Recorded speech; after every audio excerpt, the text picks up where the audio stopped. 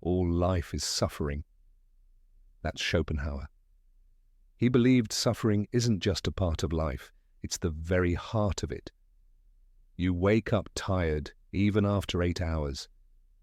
You drag yourself through the day, your mind foggy, your body heavy. You wonder, is this normal? Or is something deeper at play? You're not alone. Recent surveys show that nearly 1 in 5 people experience severe fatigue, and 1 in 8 struggle with chronic exhaustion, even without a medical diagnosis. But this isn't just about bodies, it's about minds too. If you've ever felt like every day is a mountain, you're in the right place. This isn't just sleep deprivation. This is a kind of tiredness that seeps into your bones, your thoughts, your spirit. Schopenhauer said we carry the source of suffering within us. It's not just outside pressures, it's something built into being alive. That's why no matter how much you rest, the tiredness returns. Think about it. You've tried caffeine, vitamins, maybe even meditation apps, but the exhaustion sticks. Why? Because spiritual exhaustion isn't solved by a nap.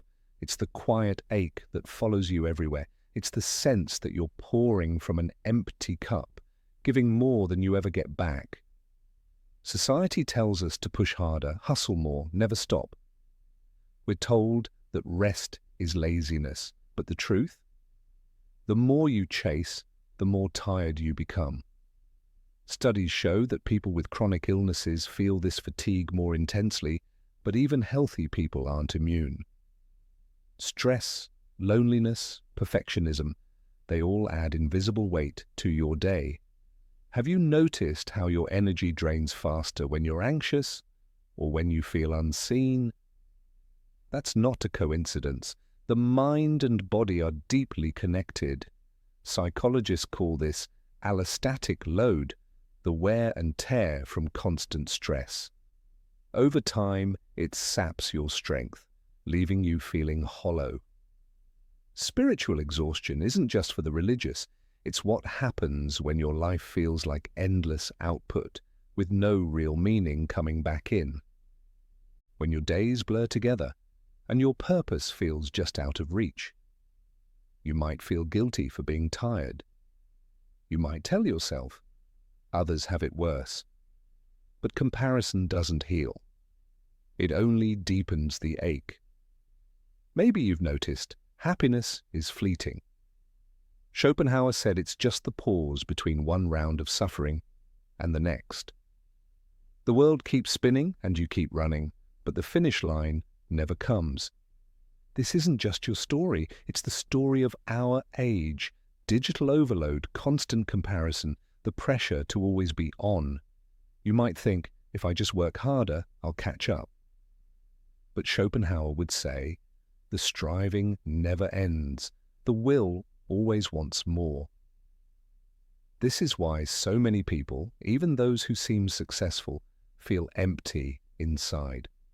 The world rewards output, but rarely asks about your inner life. Spiritual exhaustion is more than tiredness. It's the sense that your soul is worn thin, that you're living someone else's life, or no life at all. It can show up as irritability, numbness, or a sense of being disconnected from yourself and others. It can make even small tasks feel overwhelming. You might notice you're snapping at loved ones or losing interest in things you once enjoyed. You might feel like you're carrying a heavy suitcase filled with disappointment and unmet expectations. This isn't weakness. It's a signal. Your mind and body are asking for something deeper. In today's world, we're more connected than ever, but also more isolated. Social media shows us everyone's highlight reels, making our own struggles feel invisible, but you're not invisible. Your exhaustion is real, and it matters. So what's the cost of ignoring it? Studies show that chronic fatigue can lead to depression, anxiety, and even physical illness. It's not just in your head, it's in your whole being. Maybe you've tried to ignore the signs. Maybe you've powered through hoping things will get better. But the truth is, Spiritual exhaustion doesn't fix itself. It's not just about sleep or work or diet. It's about the deeper currents running through your life. Schopenhauer said we must acknowledge the suffering at the heart of existence. Only then can we find wisdom. Numbing out doesn't work. Pretending doesn't heal. So ask yourself, when was the last time you felt truly rested, not just in body, but in spirit? If you can't remember, you're not alone. In fact, you're part of a growing majority. But here's the hope. Naming the problem is the first step toward change. Spiritual exhaustion is real. It's not your fault, and it's not the end of your story. In the next act, we'll look at where this exhaustion really comes from and what you can do about it. Stay with me. Your energy, your peace, your purpose, they matter. And together, we're going to find a way forward. Let's dive right into the root of this exhaustion, through Schopenhauer's eyes and through the reality of your own life. Schopenhauer saw life as a relentless chase.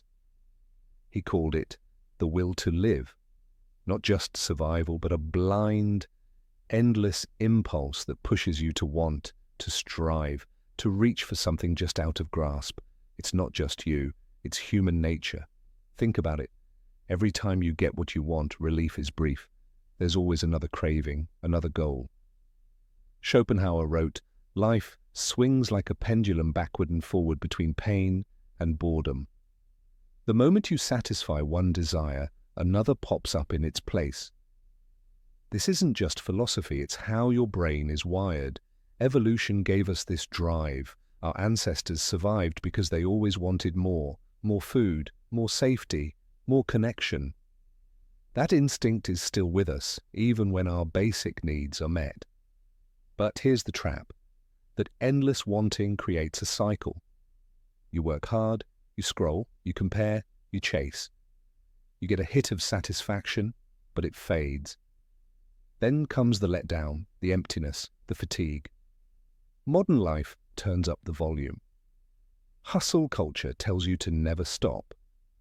Notifications ping all day, demanding your attention, keeping you in a state of alertness and stress.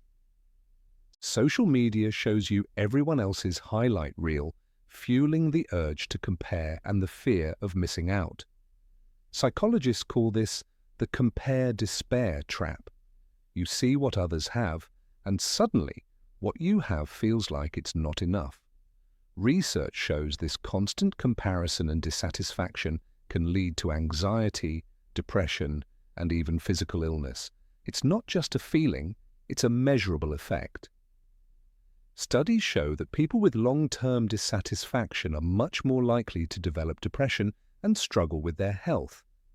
Chronic dissatisfaction, as psychologists describe, is a restless yearning for something more, often without even knowing what that more is.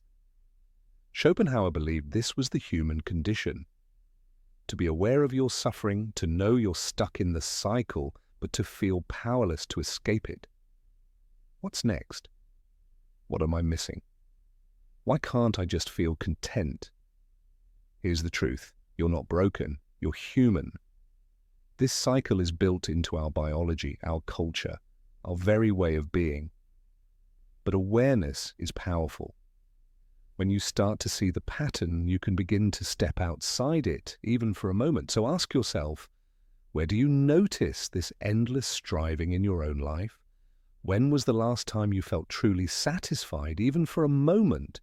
If you're always tired, always chasing, always comparing, it's not a personal failure. It's the water we all swim in. But you can learn to recognize the cycle. You can start to question it. And that's where real change begins. In the next act, we'll look at the trap this cycle creates and how you can begin to break free. Stay with me. Let's talk about the trap. The invisible cage that keeps you tired, no matter how hard you try to break free. You chase rest, but the finish line keeps moving. You work harder, push further, but the exhaustion only deepens. This is the exhaustion trap. Seeking, striving but never truly arriving. Modern life rewards over-engagement. The more you give, the more is asked of you. It's a cycle. You care too much, take on too much, and before you know it, you're running on empty. Organizations love this, but your mind and body pay the price. You might notice the boom and bust cycle. On your best days, you do everything, only to crash hard the next. It's not just physical, it's mental, emotional, even spiritual. You feel shattered, like you have nothing left to give. Burnout doesn't just mean tiredness, it's numbness, apathy, and a loss of enthusiasm for things that once brought you joy. You find yourself snapping at loved ones, withdrawing from friends, or losing interest in your passions. Chronic fatigue can make even simple tasks feel impossible. Society encourages these justifications. We glorify busyness and hustle, even when it costs us our health and happiness. But the cost is real. Lost joy, lost connection, lost meaning. The World Health Organization estimates that burnout and exhaustion cost the global economy over $1 trillion a year in lost productivity, and that doesn't even count the personal toll. Spiritual exhaustion is especially cruel because it steals your sense of purpose. You feel disconnected from yourself, from others, even from what you once believed in. The things that used to light you up now feel empty or burdensome. You might feel cynical, negative, or isolated. You might find yourself questioning your beliefs, your values, your direction in life. The real cost isn't just exhaustion, it's missing out on the life you want to live. It's losing touch with your own joy, your relationships, your sense of meaning. But here's the truth, this trap isn't a life sentence. The first step is seeing it for what it is, a cycle you can break, not a flaw in who you are. In the next act, we'll explore how to awaken from this exhaustion, reclaim your energy, and reconnect with what matters most. Stay with me. There's a moment, sometimes quiet, sometimes jarring, when you finally see the pattern.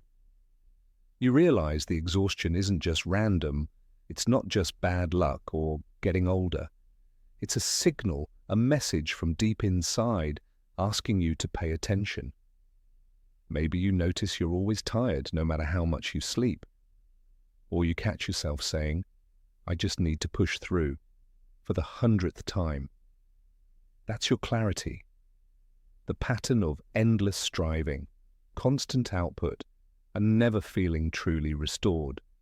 This is the turning point. You're not lazy, you're not broken, you're human, and your exhaustion is real.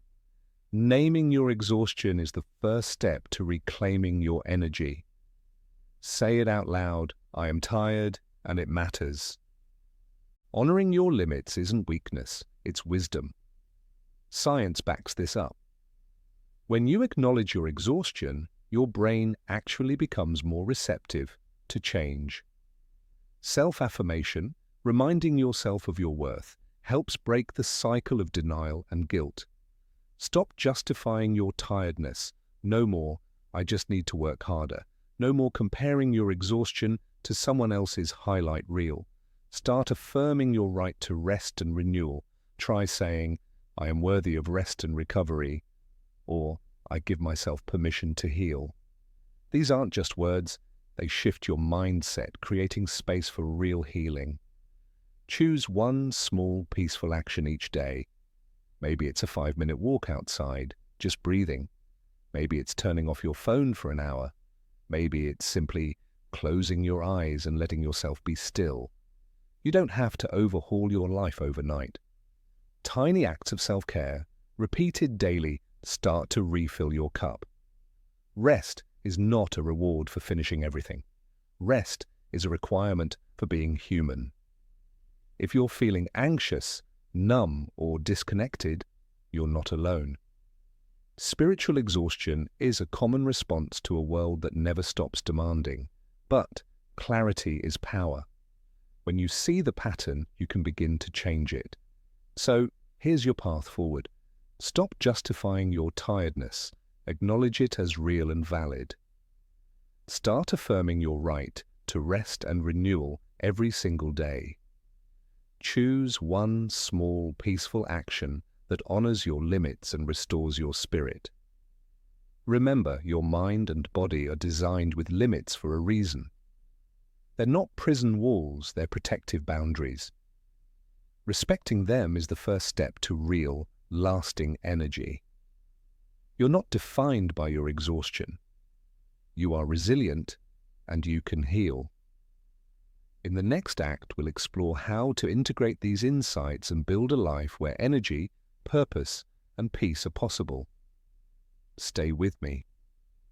Schopenhauer taught us that the will, the endless wanting inside us, is both the engine and the enemy of our spirit. In today's world, this restless will is amplified by technology, consumer culture, and the constant noise of comparison. The result? We're not just tired, we're spiritually exhausted, caught in a cycle that drains us from the inside out. But here's the turning point.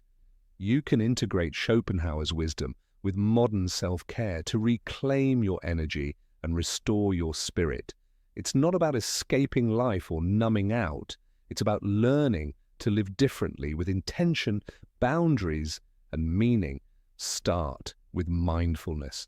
When you pause to notice your thoughts and feelings without judgment, you interrupt the cycle of endless wanting. Meditation, even for 5 minutes a day, helps you step out of the automatic chase and find a moment of real peace. Try sitting quietly, focusing on your breath, or simply observing the world around you. This small act is a radical refusal to let the world's noise control your mind. Set boundaries, especially with technology. Choose 1 day a week or even just 1 hour to go tech-free. Let friends and family know you'll be offline. Fill this time with activities that nourish you, reading, walking, cooking, or simply being outside. Studies show that digital detox not only reduces stress, but also helps you reconnect with yourself and what truly matters. Prioritize holistic self-care. This means caring for your body, mind, and spirit as one system. Eat nourishing foods, move your body, and get enough sleep, but also make space for what feeds your soul: music, art, prayer, or time in nature. These moments of beauty and connection are, as Schopenhauer saw, rare escapes from the tyranny of the will. Find meaning in small moments. Schopenhauer believed that true relief comes when we stop identifying with our desires and start appreciating the present. Practice gratitude each day. Write down 3 things you're thankful for, no matter how small. This shifts your focus from what's missing to what's already here.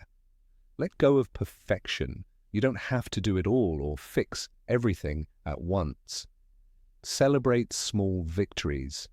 Each moment you choose rest, each time you say no to another demand, each breath you take with awareness. Healing is a journey, not a destination. Real stories prove it's possible.